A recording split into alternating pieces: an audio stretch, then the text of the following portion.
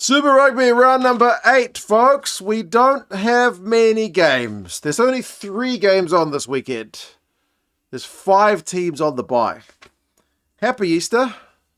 It's a strange one with the Easter break to schedule so many teams on the bye. I would have thought maybe someone a lot smarter than me has done some calculations about rugby attendances or viewership during the holidays. Maybe people don't watch rugby during Easter, but almost half the teams being on the bye is just bizarre. But we do have 3 games.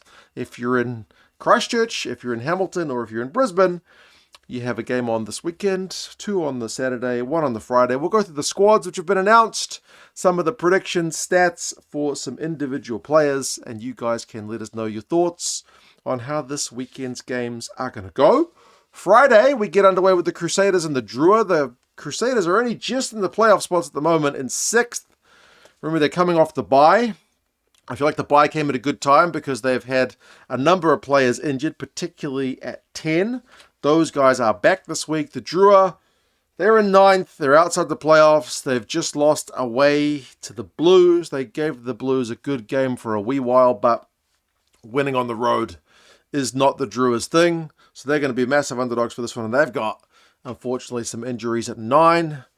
But yeah, we'll see how it goes on Friday. It is the last game at Apollo Project Stadium, the scaffolding stadium, before we get this new magnificent stadium, Te Kaha, down in Canterbury.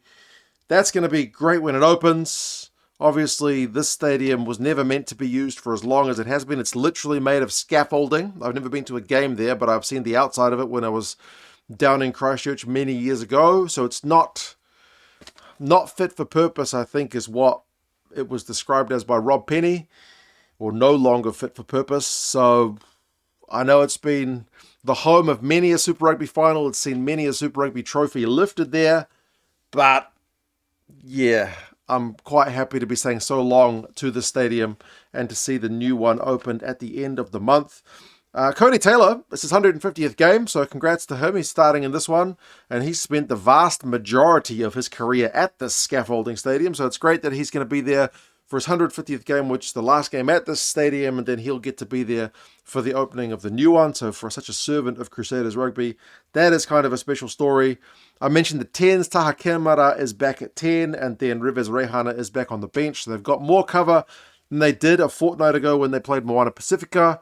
Will Jordan's still captain. Lester Fainganuku is one of your top guys for busting tackles in Super Rugby, despite the fact that he's been on the bench and starting this campaign. He is back to his starting role this week. Otherwise, things are largely pretty stable. I guess George Bauer being promoted from the bench is another one, so it's kind of an All Blacks front row. But yeah, it's a pretty strong-looking Crusaders squad overall. Still no Blackadder, he's injured.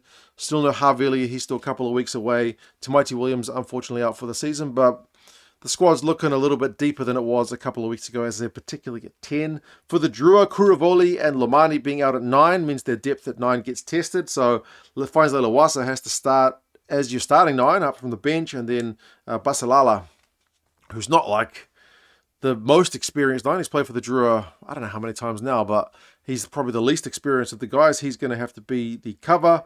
They've got some veterans. They've got Mataele, who's very familiar to Crusaders fans with the years that he spent down in Canterbury. He's had to come in on the wing because of injuries to Loganamasi and Momo. And then Nasova is on the other wing. Drua Sese is still there at fullback. Armstrong Avula is back to starting at 10 after being benched last week ahead of behind Kemu Valetini, so they've swapped back to their kind of regular roles. The forward pack is largely more stable. Expect a lot of carries from Thanakai Vata, although they have had to promote Tamani due to injuries in the second row. So big-time underdogs are the Drua. 22 points says the Rugby Forecast algorithm, and 25 points says the bookies. Second game is a Saturday one. Chiefs against Waratahs. On paper also looks like it'll be a pretty lopsided match, and it probably will be, but remember, the Tars just went to Canberra and got a win over the Brumbies recently, and the Chiefs lost to the Brumbies. So never say never. Like the Tars were starting to fall behind in their campaign. That got them back to 7th. So they're kind of hanging on just outside the playoffs. The Chiefs are in 5th, which I think is probably lower than many would have predicted they would be at this point in the season, especially given the lineup. Like, it's pretty stacked full of All Blacks. You got Tokiahu back starting. You got Tupavai back at the 23. You got Samapini Finau is there. Luke Jacobson is there. You got Corentin Moifolau back to starting after being... he started the first couple of games from the Chiefs since signing from Moana last year. Then kind of got dropped, back on the bench. Now he's back to starting on the left wing. Quincy Paia has been incredible this season. Offloading, he's one of the top guys.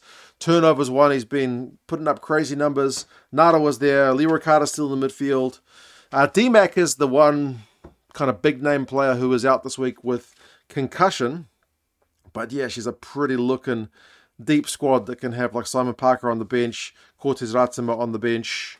So yeah, it's a pretty good looking Chiefs squad. They will be big time favourites for a reason. The Tars, though, like I said, gave a better account of themselves last week. I think largely because they were defensively a lot stronger. They've been cut to bits a couple of times this campaign, but made their tackles against the Brumbies, which they will need to do against the Chiefs. Sid Harvey, their fullback, has been a great news story. Remember, he kicked in that game last week in the win over the Brumbies, like 3 penalties in a row, which helped push the game out to a 2-score game. Now, they still finished a close one, but without those penalties, they wouldn't have won that game. So you feel like they'll need to take their chances this week if they're going to do anything to get close to upsetting the Chiefs. Charlie Gamble's back starting, so he will be defensively very solid. He's always a top tackler. Matt Phillips, their top liner operator. Offensively, you'll be keeping your eye on Max Jorgensen, of course. He's one of the top try scorers for Super Rugby this year. I think he's the top Aussie try scorer with 6. He's up there for clean breaks. He's a proper excitement machine. They've had to reject the midfield with Crichton's injury, so Walton's at 12 and Riley is up from the bench at 13 this week. But for all that, there's no Soali'i, there's no Potter, and they're underdogs by 19 points with the bookies and 20 with the forecast algorithm. So, yeah, despite the fact that it's 5th against 7th, it's not predicted to be close. And then Reds against Force, second of your Saturday games from Brisbane. The Force... I mean, they are in 10th, but I don't think they've been bad. But, I mean, if ever there was a time to get a win, it's this one, and the Reds will be hurting because they went on a 4-game winning run and then brought largely back down to earth with a smash up against the Canes last week because they got a proper hiding from the Canes last week. Good news is Carter Gordon is back at 10 because he missed out last week, so he's back. Kalani Thomas is alongside him at 9. There's still no Tate McDermott. He's still on the injury list. Unfortunately for Tom Liner, after just getting back fit, he's gone down with illness, so he is still unavailable. Josh Fluke is back in the midfield, so that is also good news. The forward pack, I think, is unchanged in terms of the 1 to 8. But, yeah, the injury list is not looking as bad as it has been at some points this season for the Reds. For the Force, they're without Tizano. He's one of their top try scorers, so that's a bit of bad news for them, but it's a chance for Jack Dale. I think he's going to make his Western Force debut at number 7, so congrats to him. Ikuasi, who's just, unfortunately, from a Force point of view, been on the news for having signed a deal to leave Australian rugby next year. He's been their top ball carrier at number 8. Champion de Cribney is going to captain the side at 6 in the absence of Jeremy Williams, who's out with an HIA. Front row is largely pretty stable, but Harry Johnson-Holmes has dropped to the bench this week. But I guess the main story, apart from the fact that Dylan Peach is finally back fit, is Zach Lomax, who is a rugby league convert. I do not know anything about him other than that he's played rugby league and now he's with the Force. You guys will have to let me know what to expect from him. Where's he likely to come on in the Force backfield? What are his strengths? Like, what should I be looking out for? I know he's been in the headlines like every week since he signed for the Force, but it's his first actual game, so it's going to be a big learning curve away in Queensland, but I guess they are easing him into it by starting him from the bench rather than directly in the starting 15. But, yeah, like I said, I don't think the Force have been bad. Hopefully they give the Reds a good go, but they are underdogs. 12 points, say the bookies, and 15 points, says the algorithm for the Force being underdogs against the Reds. But yeah, just the 3 games. 5 teams on the bye. It's an unusual bit of scheduling, but yeah, it is what it is. You guys have to let me know your thoughts on the 3 games. Which one are you most looking forward to? Which is your pick to be closest? Subscribe to the channel if you want some more Super Rugby chat. It's been great seeing you, and yeah, I'll chat to you guys again soon. See you later.